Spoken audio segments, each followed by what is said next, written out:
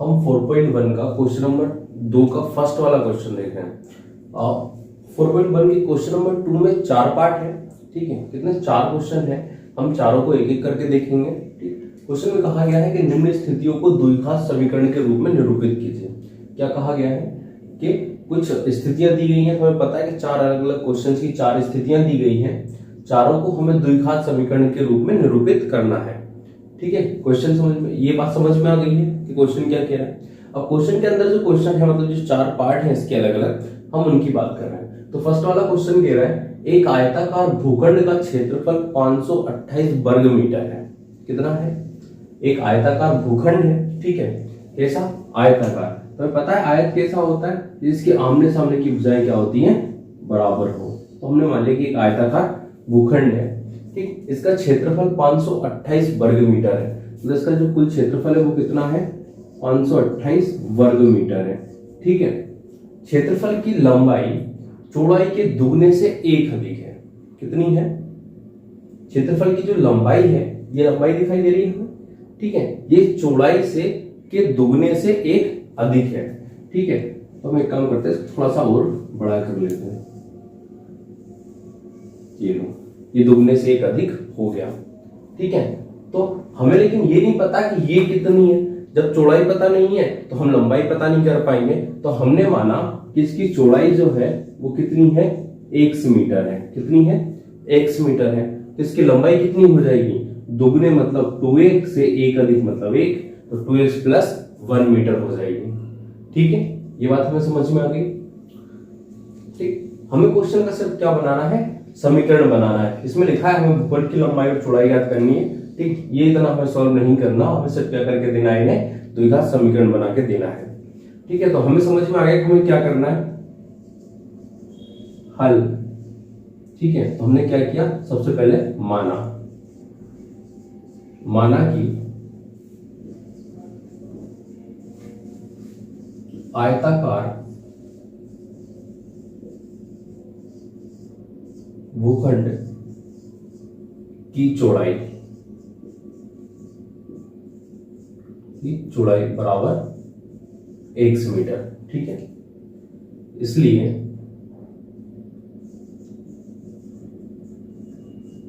लंबाई बराबर 2x plus 1 metre. ये बात हमें समझ में आई या नहीं? ठीक है। क्वेश्चन ने क्या कहा है हमसे? क्वेश्चन ने कहा है कि एक आयताकार भूखंड का क्षेत्रफल 528 वर्ग मीटर है, क्षेत्रफल की लंबाई चौड़ाई के दुगने से 1 अधिक है। तो हमारे पास ना लंबाई है ना चौड़ाई है, तो हमने चौड़ाई मान ली x मीटर, तो इसकी लंबाई क्या हो जाएगी? क्या ना दुगने से 1 अधिक है, तो 2x प्लस 1 हो जाएगी, ठीक है। ये चीज समझ में आ गई है। हमें क्या करना है? द्विघात समीकरण बनाना है। तो हम एक चीज जानते हैं, क्या? हम एक चीज जानते हैं कि लंबाई इंटू चौड़ाई बराबर क्या होता है? क्षेत्रफल होता है। ये चीज हम जानते हैं कि आयताकार की लंबाई इंटू चौड़ाई बराबर क्या होता है? उसका क्षेत्रफल होता है। ये चीज हम जानते हैं। तो हमें पता है कि इसकी लंबाई क्या है? कि ना 2x प्लस 1 है, ठीक है। और इसकी चौड़ाई क्या है? तो क्या ना वो 1 है, ठीक है। क्षेत्रफल भी हमें दिया है, कितना दिया है? कि ना 528 वर्ग मीटर दिया है, ठीक है। इसको सॉल्व कर ले। कैसे? कि ना x का अंदर गुणा कर दो। x का अंदर गुणा करोगे, x का 2x में करोगे तो 2x स्क्वायर हो जाएगा, और x का प्लस 1 में करोगे तो x हो जाएगा। और इस 528 को इधर ले आओ तो ये प्लस का था, तो क्या हो जाएगा? माइनस का, और लास्ट में क्या बचेगा? 0 बचेगा, ठीक है। ये क्या बन गया? बन गया हमारा द्विघात समीकरण। हमें यही तो निकालना था। तो हमें लास्ट में क्या लिखना है? अतः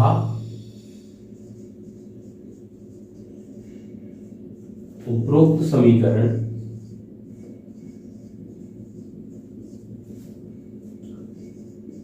ax square plus bx plus c बराबर 0 को संतुष्ट करता है।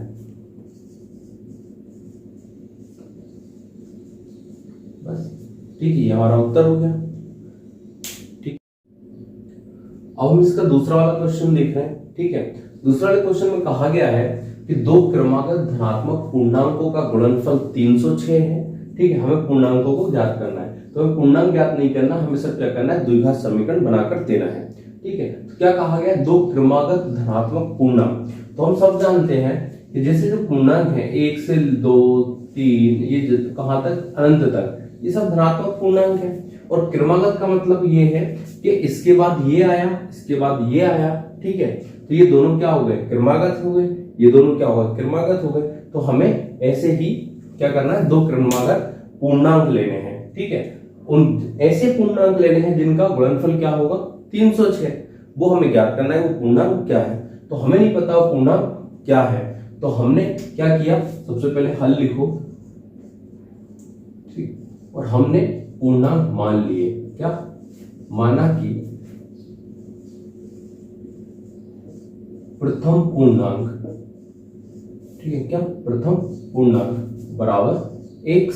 ठीक है, पहला वाला पूर्णांक क्या मान लिया हमने, x। तो तथा या इसलिए जो दूसरा वाला पूर्णांक है, ठीक है, दूसरा पूर्णांक क्या हो जाएगा, क्योंकि हमें तो धनात्मक चाहिए, तो धनात्मक, ठीक है, और कैसा, क्रमागत चाहिए। तो ये सब धनात्मक है, और क्रमागत का मतलब हो गया जो पास पास में हो। ठीक है, तो x के बाद कौन आएगा, क्या ना, x+1 आएगा। तो ये सब में एक का ही तो अंतर होता है। तो ठीक है, तो अगला दूसरा पूर्णांक कौन सा होगा, क्या ना, दूसरा पूर्णांक हमारा x+1 होगा। ठीक, अब क्या कहा गया है क्वेश्चन में, ठीक है, तो हम प्रश्न के अनुसार चल रहे हैं, तो यहां लिखना प्रश्न अनुसार। ठीक है, क्या हो गया, ये प्रश्न अनुसार। प्रश्न में एक बात कही है, क्या, कि जो प्रथम पूर्णांक है और जो दूसरा पूर्णांक है, ठीक है, इन दोनों का जो गुणनफल है वो कितना है, कितना, 306 है। बात समझ में आ गई कि पहला और दूसरा मतलब दोनों धनात्मक पूर्णांकों का गुणनफल कितना है, 306 है। बात समझ में आ गई। ठीक है, तो क्या करें, क्या x का अंदर गुणा कर लो, x², x का +1 में करोगे तो क्या x, और इस 306 को अगर मैं इधर लेकर आऊंगा तो क्या हो जाएगा, माइनस का हो जाएगा। क्या ना, यही तो हमें चाहिए था, मिल गया। तो हम लास्ट में क्या लिखेंगे, क्या लिख दो, अतः उपरोक्त समीकरण द्विघात समीकरण x² + vx + c बराबर 0 को संतुष्ट करता है। ठीक है, कोई दिक्कत नहीं, नोट करो। अब हम तीसरा वाला क्वेश्चन देख रहे हैं। ठीक है, क्वेश्चन में कहा गया है कि रोहन की मां उससे 26 वर्ष बड़ी है, ठीक है, तथा उनकी आयु का गुणनफल अब से 3 वर्ष बाद 360 हो जाएगा। ठीक, हमें नहीं पता कि रोहन की आयु कितनी है। ठीक, अगर हम क्या करें, रोहन की आयु कुछ मान लें तो उसकी मां की आयु पता चल जाएगी। ठीक है, तो हमने क्या किया, सबसे पहले माना कि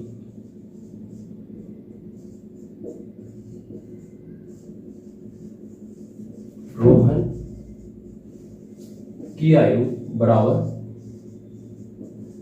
x वर्ष। कितनी मान ली हमने, रोहन की आयु x वर्ष मान ली। ठीक है, अगर हमने रोहन की आयु x वर्ष मानी तो क्वेश्चन में कहा गया है कि रोहन की मां उससे 26 वर्ष बड़ी है। कितनी है, 26 वर्ष बड़ी है, इसलिए उसकी मां की आयु कितनी हो जाएगी, x + 26 वर्ष हो जाएगी। ठीक है, ये बात समझ में आई हमें, क्या हो गया, उसकी मां की आयु x + 26 वर्ष हो गई। ठीक है, अब क्वेश्चन में आगे चलते हैं। क्वेश्चन में कहा है कि उनकी आयु का गुणनफल अब से 3 वर्ष बाद 360 हो जाएगा। तो हमें पहले ये पता करना पड़ेगा कि अब से 3 वर्ष बाद उनकी आयु क्या होगी। ठीक है, तो इसलिए हमने लिखा अब से 3 वर्ष बाद रोहन की आयु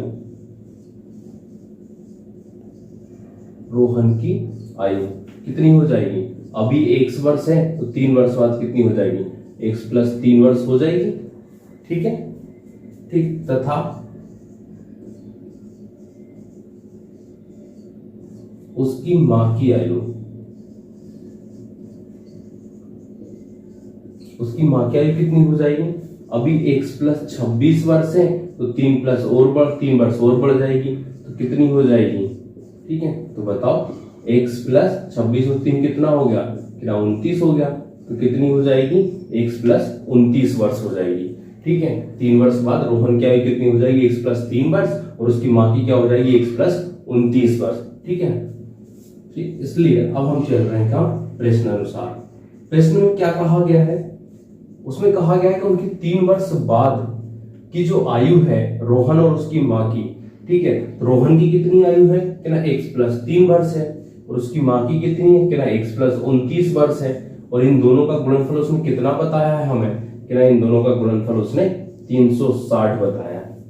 ठीक है, बात समझ में आ गई कि ये दोनों, ये रोहन की आयु, ये उसकी मां की आयु, और इन दोनों का गुणनफल कितना है? कि ना 360 है।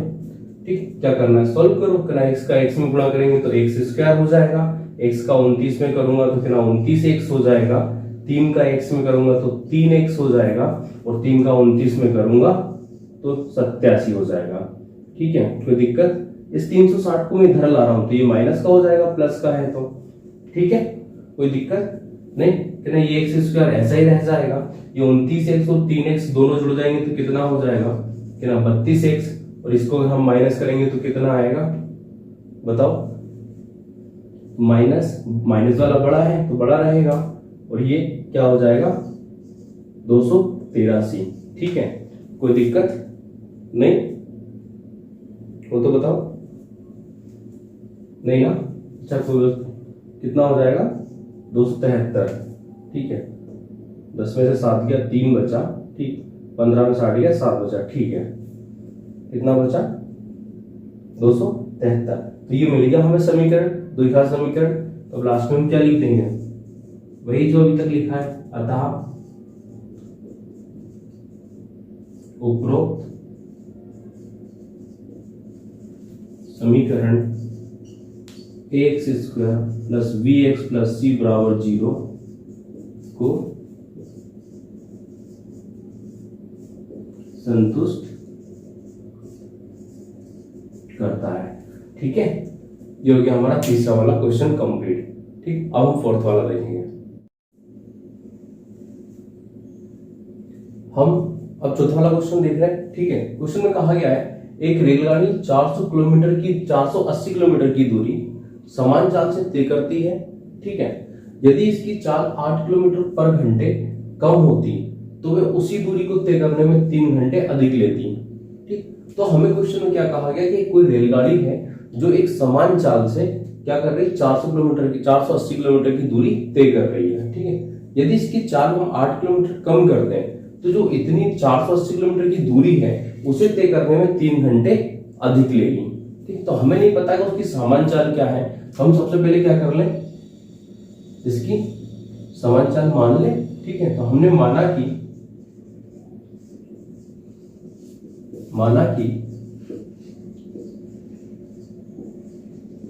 रेलगाड़ी की समान चाल कितनी है? तो हमने मान ली 1 किलोमीटर पर आवर। ठीक, ये क्या हो गई? इसकी समान चाल हो गई। ठीक है, तथा या इसलिए 8 किलोमीटर कम करने पर 8 किलोमीटर पर आवर कम करने पर रेलगाड़ी की चाल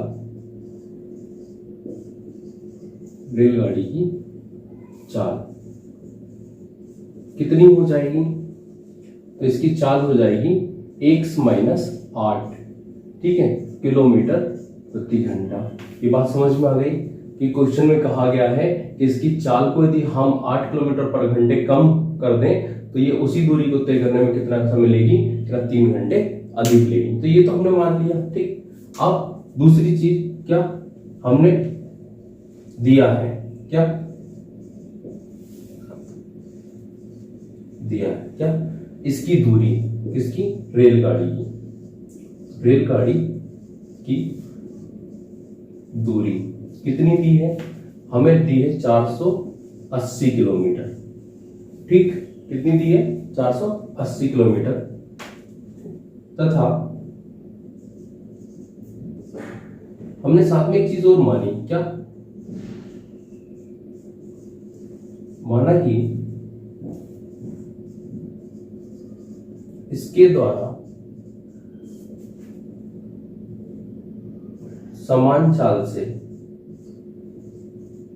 लगने वाला समय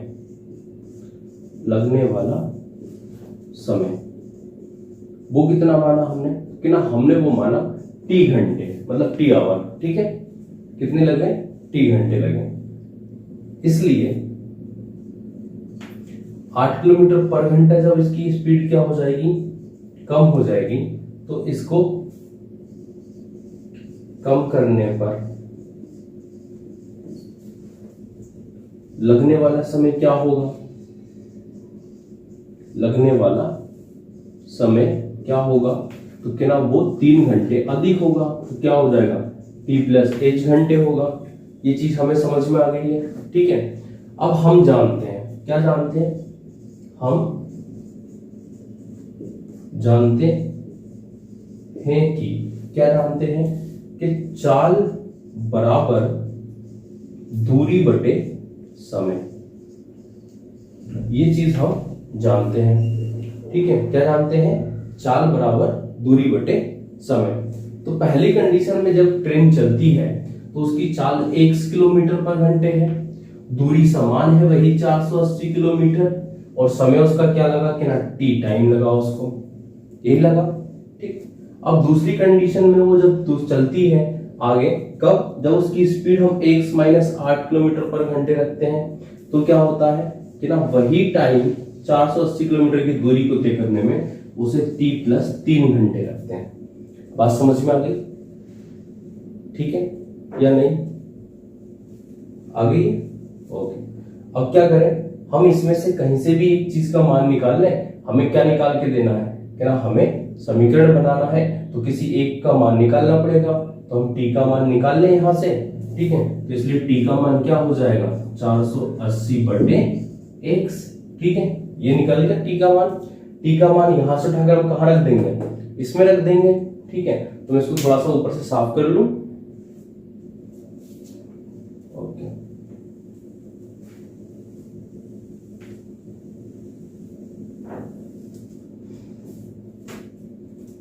ठीक है, तो t का मान रखने पर रखें x माइनस 8 बराबर 480 बटे t। t की जगह पे क्या लिखा हुआ है? 480 बटे x प्लस 3। ठीक है, ये बाकी सब कुछ हम साफ कर सकते हैं नीचे वाला। तो ये चीज हमें समझ में आ गई है।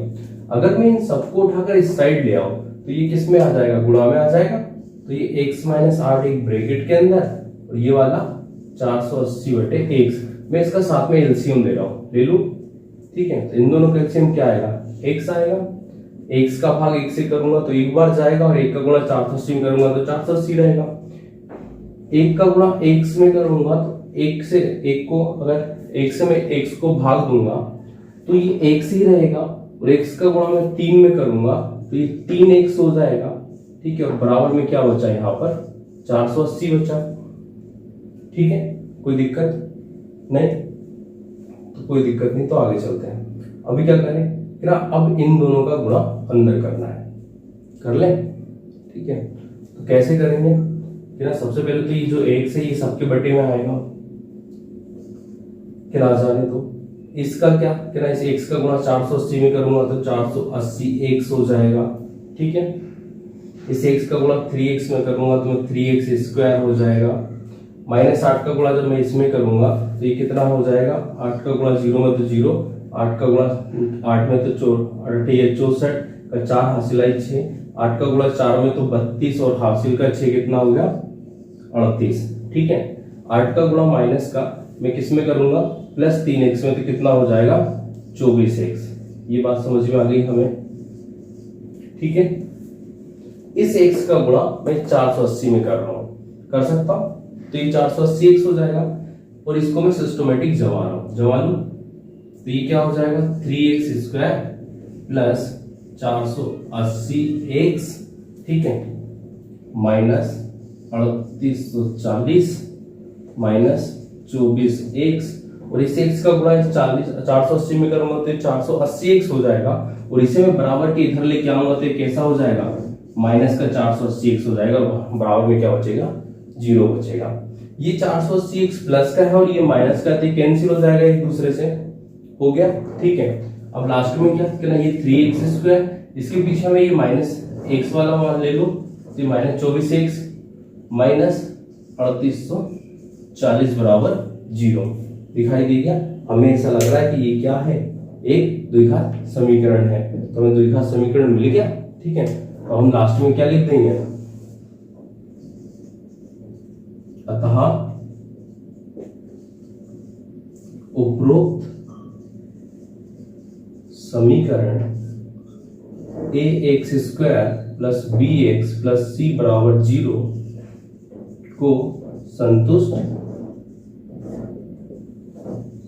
करता है, ठीक है। ये हो गया हमारा क्वेश्चन नंबर 2 कंप्लीट।